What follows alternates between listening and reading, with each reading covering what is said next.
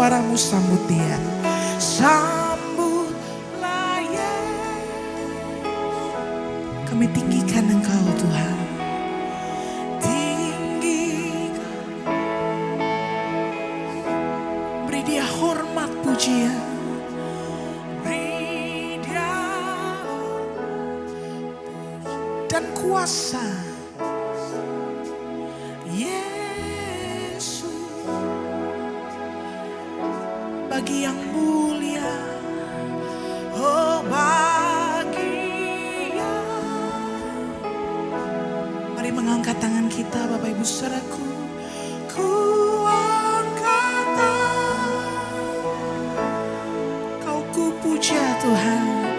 Kau ku puja, ku cinta, katakan Kau ku puja. Kau ku puja, ku cinta, Kau ku puja. Kau ku puja, ku cinta, ku sembah.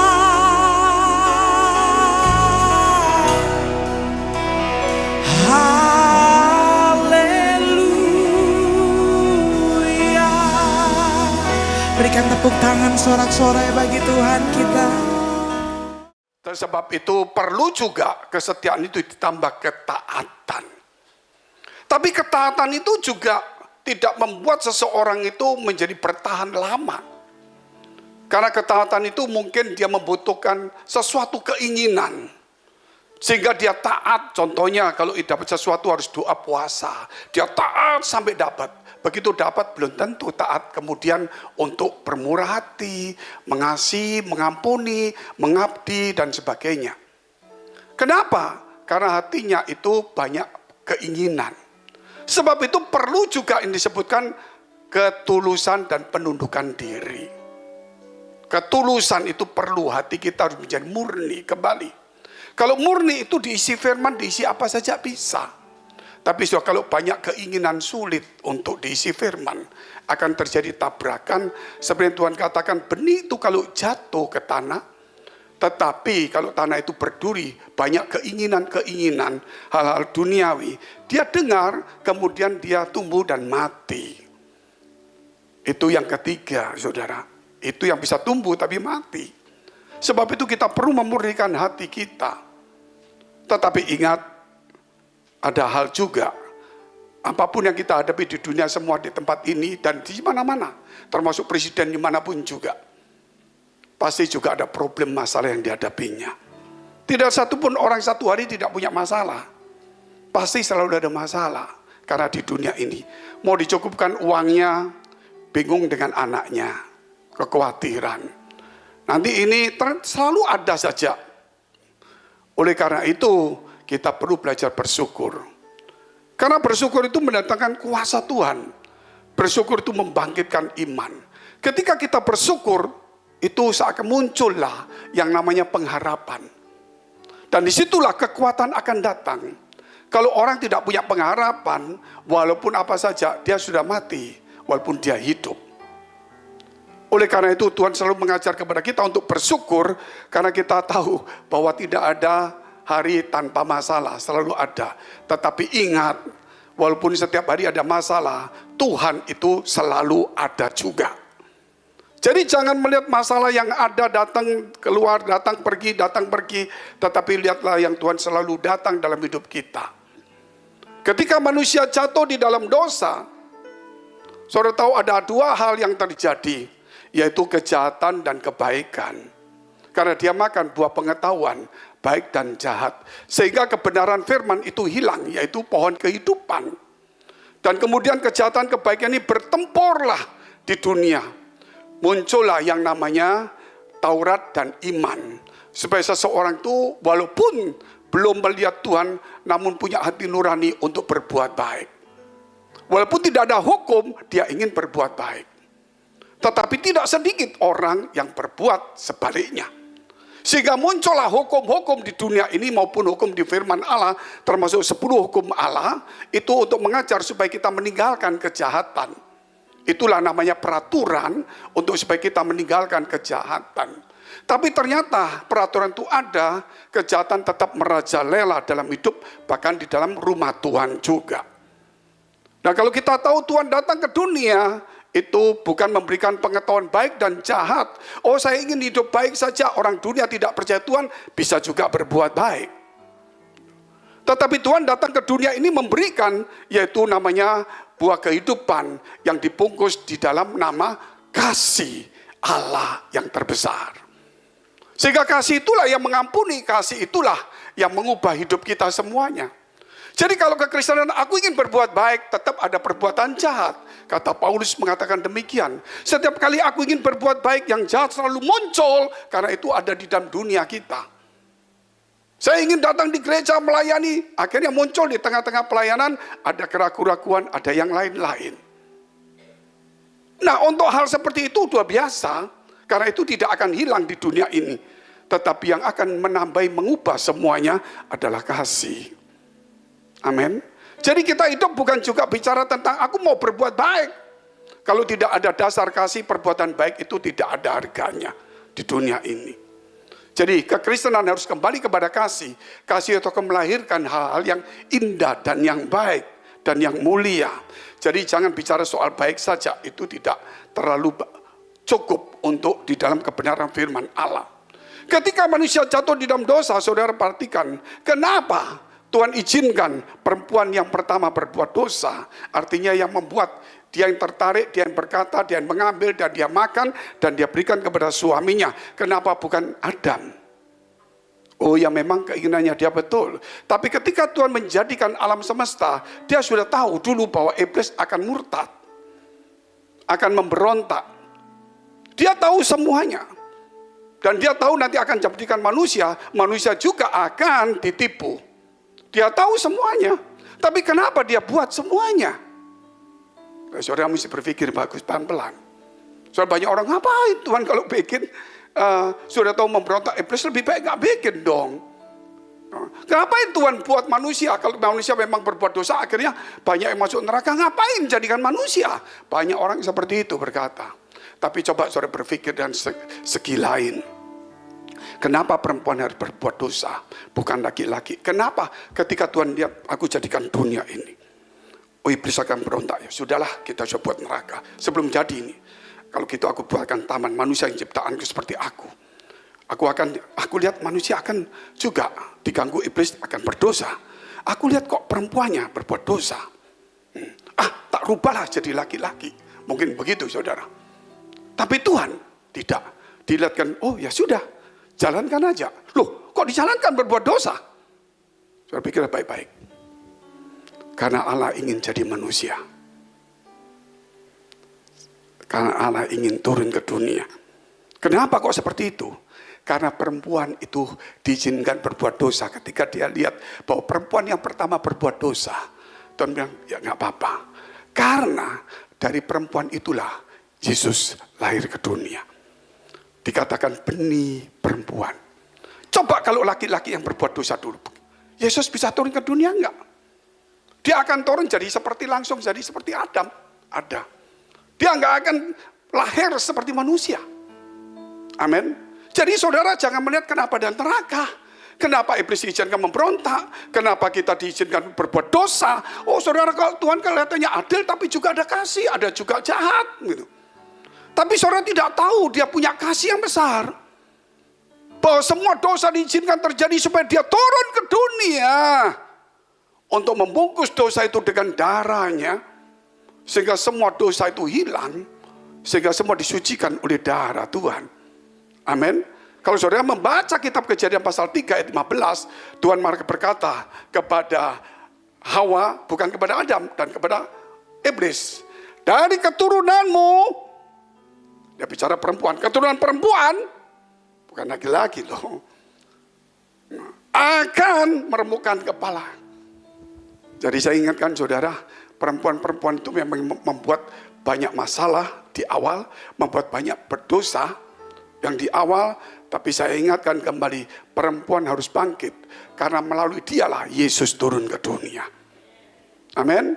Jadi melalui perempuan itulah Sang Firman turun ke dunia. Jadi hari-hari seperti ini, perempuan jangan cuma datang di gereja, terus membawa tas mahal atau ngomong yang kemegahan-kemegahan, lupa ngomong firman Allah. Saya lihat ini sekarang banyak perempuan-perempuan di gereja tuh banyak, tapi maaf ya, lebih banyak bicara duniawi. Nggak suka belajar firman Allah. Yang dilakukan perempuan cuma 5 hal, yaitu selalu berkata-kata. Dari awal memang dia berkata kepada ular itu. Apa yang perempuan lakukan? Coba saudara, kalau nyanyi banyak perempuan yang suka. Kalau berdoa banyak perempuan suka. Kalau nubuatan banyak perempuan suka. Kalau menyembah banyak perempuan suka. Kalau bahasa roh banyak perempuan suka. Kalau dengar firman sedikit yang suka. Laki-laki yang banyak suka. Nah, kita harus rubah sekarang hari ini. Katakan amin dulu. Amin. Karena dia yang mengandung dan melahirkan sang firman, perempuan harus bertanggung jawab untuk firman itu nyampe di hati semua orang di dunia ini. Jadi itulah perempuan bertanggung jawab. Dan kemudian kalau kita melihat waktu Yesus disalibkan, siapa yang di sampingnya Yesus? Perempuan. Waktu Yesus dikubur, siapa yang pergi ke kubur? Perempuan. Waktu Yesus bangkit, berita kebangkitan dibawa oleh siapa? Perempuan. Para rasul-rasul sudah putus asa. Perempuan datang, Yesus bangkit. Omong kosong. Mereka ngomong omong kosong. Walaupun demikian, Petrus itu lari ke kubur. Dan berita kebangkitan itu terjadi. Jadi kalau laki-laki putus asa, perempuan harus memberi semangat. Melalui semangat apa saudara? Kamu harus kuat, kamu harus kaya. Karena kami ingin punya ini, itu salah juga. Saudara, kamu harus semangat, harus kuat gitu.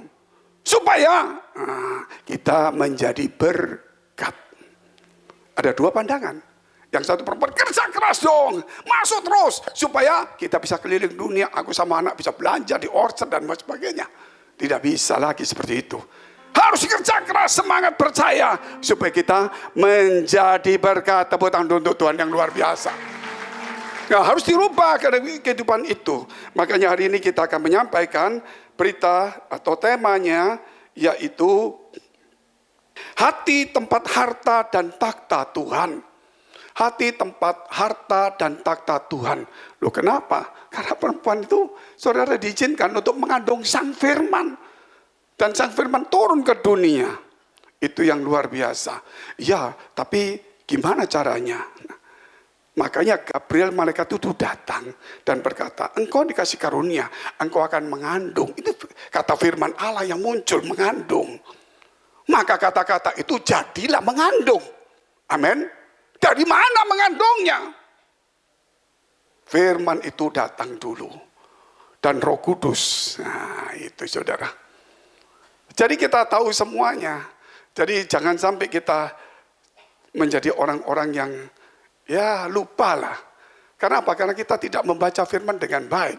Sehingga kita bisa jadi bingung, sehingga kita bisa dikacau balaukan oleh iblis. Dan jangan jadikan lagi, saudara, dunia ini ada buah lagi pengetahuan baik dan jahat. Jadikan dunia ini banyak pohon kehidupan. Amin. Yang amin kok sedikit Pak. Ya itu memang masih tahun baru, belum ada semangat. Oke, kita lihat dulu Matius pasal 13 ayat 44 sampai 46. Hal kerajaan surga itu seumpama harta yang terpendam di ladang, yang ditemukan orang lalu dipendamkannya lagi oleh sebab sukacitanya. Pergilah ia menjual seluruh miliknya lalu membeli ladang itu. Demikian pula harta kerajaan surga itu seumpama seorang pedagang yang mencari mutiara yang indah. Setelah ditemukannya mutiara yang sangat berharga, ia pun pergi menjual seluruh miliknya, lalu membeli mutiara itu. Makanya Tuhan berkata, saudara, kita harus belajar untuk mengutamakan dan menghargai itu firman Allah. Itu penting sekali. Kenapa? Karena itu lebih daripada harta. Itu lebih dari semua yang ada di dunia ini. Jadi kita ini harus mengerti bahwa jadikan pelayan, jadikan gereja, jadikan rohani itu lebih daripada hobimu. Lebih daripada bisnismu. Oh berarti boleh bisnis Pak. Lebih dari bisnismu kan berarti bisnismu di sini. Ini kan bukan. Amin. Kalau saya punya bisnis di sini, saya punya hobi di sini. Gitu loh. Wah ini getol sekali. Nah sekarang saya di dalam rohani harus lebih dari tempat itu. Katakan amin dulu saudara. Itu yang benar. Jangan sampai hobi itu mengalahkan semuanya. Jangan sampai harta dan bisnis itu mengalahkan kita, yaitu mengalahkan Tuhan dalam hidup kita. Itu gak bagus. Ketika seseorang diberkati oleh Tuhan, apa yang terjadi? Dia menjadikan berkat itu melebihi daripada Tuhannya. Ketika seseorang diberikan istri, anak atau suami, diberikan rumah, mobil dan kekayaan, kerap kali itu sudah mengalahkan Tuhan. Mengubah Tuhan, sehingga dia bertuhankan seperti itu. Dia lupa dengan sumbernya. Nah kita lihat dulu poin pertamanya. Menambang, menggali firman. Menambang dan menggali firman. Kita katakan harta terpendam. Ada satu contoh ketika saya ketemu dengan seseorang. Itu di satu negara, bukan di Singapura, bukan di Indonesia. Dia punya rumah beberapa sangat cukup kaya. Terus dia cerita sama saya begini. Bapak tahu, saya ini pergi ke hutan. Terus saya tinggalkan keluarga. Saya nambang di situ selama bertahun-tahun. Sampai saya seperti orang hutan katanya gitu. Rambutnya cengi semuanya. Pokoknya sudah tidak peduli dia, pokoknya kaya. Wah pokoknya semualah seperti itu. Capek, saya hampir tidak pulang Pak. Karena mesti jaga jangan sampai diambil orang. Karena perjalanan pulang jauh, balik sulit. Setelah sekian tahun, saya banyak uang semuanya. Baru saya kembali setelah selesai semuanya. Sekarang saya menikmatinya dan di tempat itu. Firman Allah itu lebih daripada harta. Kita harus menambang firman Allah dalam kehidupan kita. Kita harus menggalinya. Amin. Jadi saudara kita tidak ada tambang yang luar biasa. Yang sampai hidup kekekalan dan hidup juga di dunia ini. Yang namanya firman Allah. Kita harus menambang. Kalau orang itu mencari uang, akhirnya toh habis. Dia meninggalkan keluarganya sekian, mungkin 10 tahun lebih. Hanya untuk dapat seperti itu. Tapi suatu hari juga habis. Hanya cuman karena uang dia tinggalkan semuanya. Lah kita menambang firman Allah. Tidak pernah meninggalkan istri anak kita. Bahkan kasih Allah turun melalui hidup kita. Dan itu tambang yang luar biasa. Harta, firman itu melebihi dari semuanya. Karena firman itu menjadikan apa yang tidak ada menjadi ada. Dan itu kita harus tambang, kita harus gali melalui firman Allah. Karena Yesus sang firman telah turun jadi manusia. Sehingga kita bisa menikmati firman Kristus itu luar biasa. Dan kita harus belajar karakter Kristus. Kita harus mengubah semua pandangan kita. Bahwa kita harus hidup itu ya menjadi pelayan Tuhan, hamba Tuhan. Bukan hamba Tuhan di gereja saja. Oh kan saya tidak Pak. Tapi hamba Tuhan itu artinya hamba kebenaran. Tidak bicara lagi, aku sudah baik kok. Aku ini, tapi punya kasih itu. Karena dasar firman itu adalah kasih. Ayo kita mulai belajar hari ini. Gitu. Kita mesti menambang firman Allah. Kita harus kerja keras menggali firman Allah. Kalau kita tidak menggali, kita tidak menemukan harta yang terpendam. Ketika kita mulai menambang firman Allah, kita menggali. Disitulah kita akan menemukan air kehidupan. Kita menemukan rema kehidupan untuk kita. Baca firman menemukan rema. Dan rema itulah yang akan mengubah hidup kita. Mengubah karakter kita. Mengubah masa depan kita. Mengubah ketidakmampuan menjadi orang yang mampu. Mengubah dari dunia gelap menjadi terang. Firman itu bisa mengubah apa yang tidak mungkin menjadi mungkin. Kalau kita mau melihat di dalam kitab Yohanes pasal 4 ayat 11 kita lihat dulu. Jawab Yesus kepadanya, jikalau engkau tahu tentang karunia Allah dan siapakah dia yang berkata kepadamu, berilah aku minum, niscaya engkau telah meminta kepadanya dan ia telah memberikan kepadamu air hidup. 11, kata perempuan itu kepadanya, Tuhan, engkau tidak punya timba dan sumur ini amat dalam. Dari manakah engkau memperoleh air hidup itu? Apakah engkau lebih besar daripada bapa kami Yakub yang memberikan sumur ini kepada kami dan yang telah minum sendiri dari dalamnya, ia serta anak-anaknya dan ternaknya. Jawab Yesus kepadanya, barang siapa minum air ini, ia akan haus lagi. Tetapi barang siapa minum air yang akan kuberikan kepadanya, ia tidak akan haus untuk selama-lamanya. Sebaliknya air yang akan kuberikan kepadanya akan menjadi mata air di dalam dirinya, yang terus-menerus memancar sampai kepada hidup yang kekal. Lah inilah, ketika kita menggali firman, menggali dan menambang firman, maka yang muncul adalah rema dalam hidup kita. Seperti perempuan Samaria ini, yang hidupnya, kalau kita melihat, bukan cuma satu laki-laki yang dia punya. Tetapi ketika dia menemukan rema itu, air hidup itu, dia berubah. Langsung setika berubah. Dia bisa membawa satu kota datang kepada Tuhan. Karena ada rema yang mengubah hidupnya, karakternya, keinginannya, cita-citanya, hobinya, keterikatannya, semua dirubah. Dia menemukan sesuatu yang indah dalam hidupnya yang tidak pernah dia tahu. Hanya cuman karena firman Allah, yaitu rema yang mengubah hidupnya. Amin.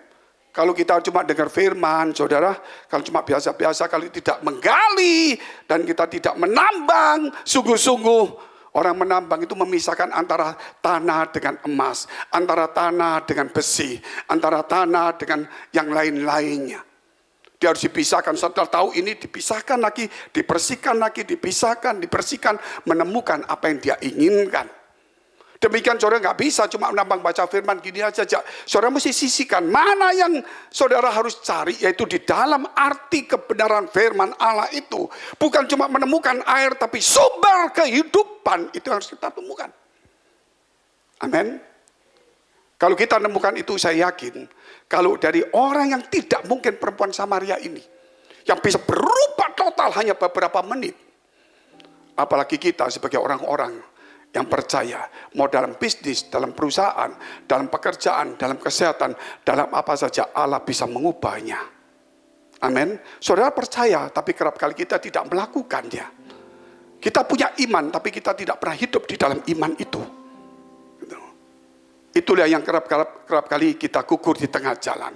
Kalau kita harus percaya, kita harus lakukan di jalan percaya itu. Kalau harus kita punya iman, iman itu harus berperbuatan. Makanya hal kedua itu kita lihat setelah menambang adalah air hidup. Mengubah arah hidup. Air hidup mengubah arah hidup. Bagaimana murid-murid Yesus dari pemungut cukai, orang yang terus menyimpan uang begitu banyak sekali. Kalau saudara berkata pemungut cukai, ya mungkin itulah salah satu yang membuat kita menjadi pusing juga. Pusing sekali, banyak hal yang seperti itu. Tapi orang yang pemungut cukai bernama yang namanya Matius maupun Sakeus, dua ini sama-sama hebat. Yang satu memang begitu kaya dan bisa membawa teman-temannya dan berkata, aku membagikan hartaku, kalau aku pernah memeras orang, aku bagikan. Dia berubah total, dia ingat apa kejahatannya dan dia ingin kembalikan semuanya. Sedangkan Matius sedang duduk diam-diam, lagi ngitung cuannya begitu banyak. Kamu mestinya segini, jangan pak. Oke kalau gitu, ya ini tak tambah ini. Oke masuk sini, keluar sana, masuk sini. Saudara, begitu, waktu dapat begitu besar sekali. Yesus berkata, ikut aku. Cuma kata ikut aku. Ikut aku, bukan bicara lain lagi. Ikut aku. Dia tinggalkan jen yang begitu banyak. Uang yang begitu banyak. Posisi yang begitu bagus. Masa depan yang setiap hari terima uang yang dihargai orang. Dia bukan berarti meninggalkan menjadi miskin, tidak. Dia mau menambang firman Allah dan dia menemukan kebenaran itu. Bapak Ibu yang dikasihi Tuhan, ada perubahan arah hidup yang jelas. Sedangkan Petrus yang selalu mencari ikan, dia mencari ikan, suatu hari gagal dia. mengalami kegagalan. Terus Tuhan berkata, dekatkan perahumu sedikit ke daratan. Maka Yesus naik perahunya yang kosong, yang gagal. Dan di situ Yesus mengajarkan firman Allah. Orang mendengar semuanya, tapi tidak semua orang menyimpan firman itu. Petrus menggali, Petrus menambang firman Allah itu. Maka Yesus berkata, mari ikut aku ke seberang. Dia masih bertanya, menambang apa lagi Tuhan? Itu mungkin begitu saudara. Aku sudah kerja keras di dunia ini, nggak ada. Aku nikmati firman-Mu. Sekarang aku suruh cari kerja nggak mampu, sudah nggak bisa. Itu malam nggak dapat ikan, sekarang mau tambah nggak mungkin. Aku sedang menikmati firman-Mu. Dia bawa ke tengah, lemparkan jalamu. Dia lemparkan, ikannya begitu banyak. Dan dia tahu merasa berdosa. Karena dianggap firman itu tidak menghasilkan sesuatu. Ternyata firman itu mengubah arah hidup seseorang.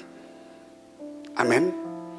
Dia tahu kalau Allah mau bicara, bukan mengubah hidup saja, mengubah masa depan seseorang yang gagal menjadi berhasil. Bapak Ibu yang dikasihi Tuhan, jangan cuma melihat, oh kalau firman Tuhan nanti kita jadi pendeta. Jangan berkata cuma itu. Kita ini bukan soal pendeta atau tidak. Banyak pendeta, tapi belum tentu menjadi berkat. Tapi kita bukan bicara pendeta, hamba kebenaran yang harus menjadi berkat bagi banyak orang. Tahun 2026 ini kita harus rubah arah hidup kita. Jangan sampai saudara mesinnya mati. Apa itu? Saya kemarin melihat berita yang sangat menyedihkan sekali. Orang sedang berlibur di Labuan Bajo, nyewa kapal penisi yang mahal. Kita cuma kapal yang murah, cuma sama beberapa teman. Ini kapal pinisi mewah dan salah satu pelatih dari Valencia atau apa itu. Bawa anak 4 dan istri dan mungkin yang lain. Kapalnya mewah, semua mewah. Perjalanan aman, hanya mesinnya mati. Maka dia tidak bisa mengatasi ombak semuanya. Dia dihanyutkan oleh ombak dan habis semuanya. Saudara yang dikasihi Tuhan, di dunia ini banyak gelombang ombak di mana-mana. Tidak mungkin tidak. Kalau imanmu mati, gelombang akan menenggelamkan hidup kita. Tidak ada yang lain. Maka dikatakan 3 anaknya mati, suaminya mati. Dia bilang, aku datang di sini berlibur. Membawa, yaitu tadi dikatakan, 4 anak, 1 suami, 5. Dengan dia 6. Aku pulang cuma membawa 2 orang. Hilang 4. Aku datang dengan sepenuh hati, dengan sukacita. Senang luar biasa. Pulang, hilang setengah jiwanya. Saudara. Lah itulah. Aku datang di satu tempat. Katanya dia di satu tempat. Dia pergi ke tempat pulang.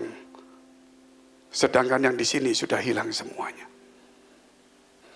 Arah hidup kerap kali bisa mengubah kita kalau iman kita mati. Saudara, kita harus belajar bahwa yang bisa melakukan perjalanan kita itu mesin. Selama mesin itu berjalan dengan baik, kita akan bisa menghadapi dan kita sampai kepada tujuan. Iman saudara yang akan mengarahkan kepada hidup yang kekal. Oleh karena itu kita lihat hal yang ketiga. Kita baca dulu 1 Yohanes 4 ayat 3 sampai dengan 5 saja. Dan setiap roh yang tidak mengaku Yesus tidak berasal dari Allah. Roh itu adalah roh antikristus. Dan tentang dia telah kamu dengar bahwa ia akan datang dan sekarang ini ia sudah ada di dalam dunia. Sejak dulu sudah ada. Kamu berasal dari Allah anak-anakku dan kamu telah mengalahkan nabi-nabi palsu itu. Harus menggali firman Allah. Harus mesinnya tidak boleh mati. Sehingga kita tidak dibelokkan arah tujuan kita. Sehingga nabi-nabi palsu tidak membelokkan kita. Karena kita menambang dan menggali firman dengan benar. Kita menemukan air hidup remah membuat tujuan yang tepat. Kalau kita belum menemukan remah, kita tidak pernah menambang, maka iblis itu akan memutar balikkan kebenaran seperti Adam dan Hawa diputar. maka kita akan tersesat dengan nabi-nabi palsu. Karena sekarang sudah begitu banyak pelajaran nabi-nabi palsu. Tadi pagi saja ada orang kirim saya, Pak Pendeta tolong dengarkan ini. Saya dengar, waduh 35 menit sudah mau ke ibadah, mau dengerin, saya matiin dulu deh. Saya terusin. Wah, itu kalau saudara lihat itu akan terguncang imanmu. Dan melihat satu kebenaran yang luar biasa menurut saudara, kebenaran dunia. Tapi kalau saudara teliti firman Allah, itu yang membingungkan. Tapi kalau saudara menggali firman Allah, saudara menemukan kebenaran. Makanya hidup nggak bisa setengah-setengah lagi. Saudara, kita harus menambang setiap hari. Sampai kita berjumpa dengan Tuhan, kita menambang terus firman, bukan stuck. Sebab roh yang ada di dalam kamu lebih besar daripada roh yang ada di dalam dunia. Ini roh menggerakkan saudara untuk menambang. Menambang bukan untuk supaya kita kaya, untuk masa depan. Nambang ini untuk masa depan. Nambang dunia ini masa depan. Nambang kita juga masa depan. Amin. Bahkan sampai kekal. Jadi harus dipikir seperti itu. Terus, mereka berasal dari dunia, sebab itu mereka berbicara tentang hal dunia. Dan dunia mendengarkan mereka. Nah inilah yang kalau kita katakan. Dan kita ini mengalahkan dunia. Yaitu iman kita. Amin. Iman diberikan kepada manusia, supaya manusia mengenal Allah dengan benar. Makanya saudara, kita harus menambang terus. Supaya iman itu menjadi murni dan menemukan kebenaran firman Allah. Tapi kalau kita nambang setengah-setengah, gak mungkin. Terus kita tambang terus, kebenaran itu akan muncul. Seperti Ayub, dia mengenal Allah karena dia orang yang saleh. Tapi ketika dia masalah berat, dia mulai menambang firman Allah. Allah bicara kepada dia di tengah penderitaan. Dan dia mengeluh di tengah penderitaannya. Tapi dia tidak pernah meninggalkan Tuhan. Sehingga firman itu muncul kepada dia. Sehingga dia mulai mengerti dan dia berkata, sebelum dipulihkan, sebelum sembuh, sebelum diberkati, hidupnya tambah sulit.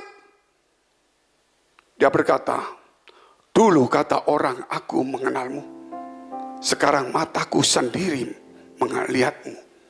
Dia menambang, padahal sebelumnya dia sudah menambang. Dia mendoakan anak-anaknya setiap pagi. Mendoakan, dan dia orang yang saleh. Sampai waktu dicobai dia berkata kepada istrinya, kutuki Tuhanmu, tidak bisa. Gitu. Dia tidak mau. Karena ada kebenaran. Kebenaran yang hebat. Tapi belum mengenal Allah secara pribadi. Tapi dia sudah orang yang hebat. Kehebatan yang dia mengenal Allah, dia secara apa kata pendeta yang ngomong, apa karena pendalaman Alkitab, apa karena mujizat. Bukan secara pribadi. Membuat dia berubah total. Tapi dalam penderitaan disitulah Tuhan bicara kepada dia. Dia mulai menambang dengan air matanya. Amin. Kalau engkau mengalami kesulitan hari ini, jangan pernah tinggalkan Tuhan.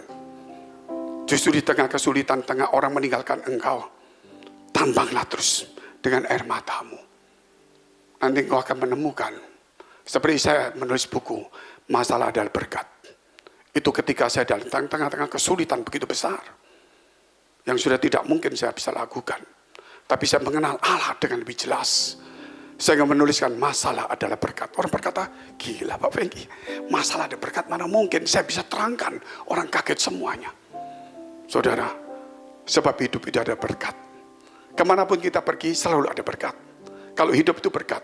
Tapi kalau saya berkata, kita mengejar berkat, berarti berkat itu bukan hidup kita. Itulah ada satu perubahan yang kita membuat kehidupan rohani kita terbalik jalannya. Ayub berubah arah tujuannya. Setelah itu Ayub memulihkan Tuhan. Dan semua dipulihkan. Sebelum pulih dia sudah mengenal Tuhan. Amin. Karena dia menambang. Di dalam suka, di dalam duka, dalam masalah, dalam mendung yang gelap, saudara tetap berjalan. Ada satu nyanyian yang cukup bagus yang saya lupa. Lagunya, tak mengapa kabut tebal merintangi jalan hidup umat Tuhan hari-hari. Kesukaran yang selalu membayangi masa depan seolah tak indah lagi. Tapi ku yakin ku tak sendiri. Yesus Tuhan. Saudara, luar biasa kata-kata itu. Amin. Dia tetap berjalan di tengah-tengah mendung gelap. Dia tetap berjalan di tengah-tengah ketidakadaan, suka duka persoalannya. Dia tetap berjalan menuju satu arah yang benar. Karena rema, firman, iman itu mengubah dia. Dan dia menambang di tengah-tengah kekayaannya. Dia menambang firman Allah. Di tengah-tengah kedukaan dia menambang firman Allah. Sebab itu perhatikan yang terakhir. Iman itu diberikan kepada kita karena kita menambang. Firman diberikan supaya kita mengenal Allah dengan benar. Tapi firman bukan untuk dunia. Bukan untuk kita. Firman untuk Tuhan. Jadi kalau ada yang punya firman, dia berkata, aku mesti kaya, aku harus kaya, aku harus terkenal. Itu untuk dunia, bukan. Firman itu diberikan supaya engkau mengenal Allah. Di dalam Allah lah ada perubahan hidup, ada kemenangan, ada pemulihan, ada kesembuhan. Sehingga Tuhan berkata, jadilah sembuh oleh karena imanmu. Dan dia berkata, lemparkan jalamu, jadi isilah dengan air, maka anggur jadi. Dan dia berkata kepada Taufan, teduh, teduh. Masalahmu ada di semua ini. Bahkan orang mati sekalipun, Tuhan katakan bangkit, ya bangkit. Firman bukan bicara untuk hal tertentu, tapi untuk semua aspek kehidupan kita, yang mengubah kita semuanya. Bapak Ibu dikasihi Tuhan, tidak ada yang lain. Tambang, gali terus firman Allah itu. Hiduplah di dalam kebenaran sampai engkau menemukan rema. Sampai arah hidupmu itu terarah. Dan kemudian engkau bisa menemukan juga kebenaran Allah itu. Mari kita bangkit berdiri, kita mau berdoa.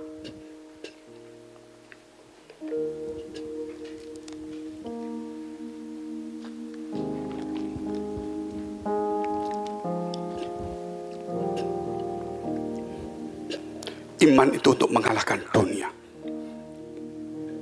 Bukan tunduk kepada dunia. Kalau tunduk kepada dunia, kita hancur. Tapi iman kita mengalahkan dunia. Di atasnya semua. Di atas semua kekayaan, bukan di bawah kekayaan. Di atas kesembuhan, bukan di bawah penyakit. Di atas kehidupan, bukan di setengah mati. Rubahlah arah hidupmu hari ini. Kalau engkau menambang di dunia dan engkau tidak berhasil seperti Petrus, berikanlah hidupmu supaya diisi firman Allah. Maka perahu kehidupanmu akan penuh. Karena rema itu muncul. Jika engkau mungkin ada sesuatu dalam hatimu, mungkin kecewa, ada sesuatu, banyak hal, keinginan-keinginan yang banyak terjadi, Tuhan akan mengubah arah hidup kita melalui firman Allah. Ketika engkau di dalam duka, persoalanmu, mungkin pengharapanmu, masa depanmu supaya tidak terlihat lagi. Aku sudah di tengah-tengah, bahkan sudah di bawah. Ingat, di bawah pun Allah ada di situ. Allah siap untuk mengangkatmu kembali. Bukan manusia yang akan mengangkat kita. Sebab itu Bapak Ibu dikasihi Tuhan, tahun 2026 ini, jadikan firman Allah itu tambang yang sangat berharga. Gali, gali, gali terus. Sampai kau menemukan rema. Sampai satu firman Allah berkata bangkit, maka engkau bangkit. Dan firman berkata sembuh, engkau akan sembuh. Firman berkata pulih, engkau akan pulih. Dan itu akan mengubah arah hidupmu hari ini. Arah kompas harimu 2026 ini. Ini perjalanan gereja kita masuk ke tahun 20. Kita mesti masuk kemana? Kompas kita kemana? Oh, aku ingin ke sini. Tuhan, aku ingin gerejaku besar. Aku ingin kaya, ingin semuanya. Itu keinginan dunia. Keinginan Tuhan di atas semuanya. Besar kecil itu Tuhan yang punya. Kalau besar tapi engkau tidak besar di hadapan Allah, tidak ada gunanya. Kalau engkau kaya di dunia, tidak kaya di hadapan Allah, tidak ada gunanya. Sebab itu arah hidup kita harus berubah. Kompas ini harus kita bawa kembali. Tuhan, arah hidupku aku kembalikan untuk menambang kembali. Bapa kami dalam surga, Bapa yang baik. Kami mengucap syukur atas kebenaran firman-Mu hari ini. Supaya kami belajar untuk hidup terus menggali firman Allah. Sampai kami menemukan air hidup. Sehingga iman kami mengalahkan dunia. Bukan kami tunduk kepada dunia dan semuanya. Kau memberkati kami semuanya. Setiap masalah air mata yang ada di tempat ini, setiap pergumulan, setiap masalah, setiap cita-cita dan keinginan, kami bawa di bawah kaki-Mu. Setiap perahu-perahu yang kosong, yang telah gagal, kami Tuhan izinkan untuk Engkau duduk di tempat itu, untuk Engkau menyampaikan firman Allah. Ketika kami sedang baik-baik mendapatkan uang yang banyak, kami ingin mendengarkan firman Allah. Ketika kami menggali air, kami ingin mencari kehidupan. Tapi ketika kami menemukan Engkau, kami menemukan kehidupan yang sebenarnya. Kau berkati kami semua di tempat ini. Mari kita berdoa syafaat. Kami berdoa Tuhan untuk semua gereja yang ada di seluruh dunia, dari hamba Tuhan sampai kepada umat Tuhan. Kiranya Kau memberkati mereka supaya mereka menjadi berkat dan hidup mereka berdampak. Supaya di mana gereja mereka melayani dan berjemaat, mereka mencari Tuhan dengan hati yang tulus dan takut akan Tuhan. Kami berdoa untuk semua gereja yang ada di seluruh dunia, supaya mereka bersatu rukun dan tidak terpecah-pecah. Supaya dunia percaya Yesus adalah Tuhan bagi kemuliaan Allah Bapa di surga. Demikian gereja di mana Engkau percayakan kami untuk menggembalakannya, gereja Best atau Blessing the Spirit. Kami berdoa untuk setiap persembahan yang dipersembahkan umat-Mu, kiranya menjadi dupa yang harum di hadapan Tuhan, dan Kau menerima sebagaimana persembahan Habel. Tuhan memberkati segala pekerjaan rumah tangga, kesehatan, iman, rohani kami semuanya, sampai kepada anak cucu kami. Kebajikan kemurahan Tuhan selalu menyertai kami. Mari dekapkan kedua tangan-Mu di dadamu. Karena untuk menerima berkat itu mudah dan pasti. Namun kerap kali hati kita tidak tahan uji, sehingga kita kerap kali menjadi sibuk, kikir, dan kita lupa kepada Tuhan, menjadi arogan dan sombong. Sebab itu firman Tuhan berkata dalam Amsal 4 ayat 23, jagalah hatimu dengan penuh dengan segala kewaspadaan, karena dari situlah terpancar kehidupan. Jadilah berkat dan terimalah berkat rahmat anugerah dari Allah Bapa di surga, di dalam Putra Tunggalnya Yesus Kristus, yang telah mati bagi dosa-dosa kita dan bangkit pada hari ketiga, sehingga kita punya Tuhan Allah yang hidup. Dan iman kita bukan kepada Tuhan yang mati, dan Dia naik surga menyediakan rumah bagi kita, sehingga kita punya pengharapan yang pasti. Dan Dia akan datang kedua kali menjemput gereja dan umatnya yang berjaga-jaga, kudus, dewasa, dan bijaksana, serta Dia akan menghakimi seluruh umat manusia. Dan di dalam persekutuan dengan Roh Kudus, membuat hati kita berkobar-kobar, roh kita menyala-nyala, sehingga kita senantiasa di dalam kasih semula kepada Tuhan. Roh yang Kudus menghibur, menguatkan, memelihara, menginsyafkan, menuntun, memimpin kita kepada kebenaran dan kekudusan, dan membuat kita menjadi saksi Kristus mulai hari ini sampai selama-lamanya. Kita akhiri dengan doa yang diajarkan Tuhan Yesus. Surga, dikuduskanlah namamu, datanglah kerajaan-Mu, jadilah kehendak-Mu di bumi seperti di surga. Berikanlah kami pada hari ini makanan kami yang secukupnya, dan ampunilah kami akan kesalahan kami, seperti kami juga mengampuni orang bersalah pada kami. Dan janganlah membawa kami ke dalam pencobaan, tetapi lepaskanlah kami daripada yang jahat. Karena Engkau yang punya kerajaan dan kuasa dan kemuliaan sampai selama-lamanya.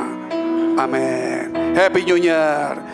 Terus menambang, menggali sampai menemukan rema air hidup, dan iman mengalahkan dunia, bukan di bawah dunia. Tuhan Yesus memberkati. Tebus dosaku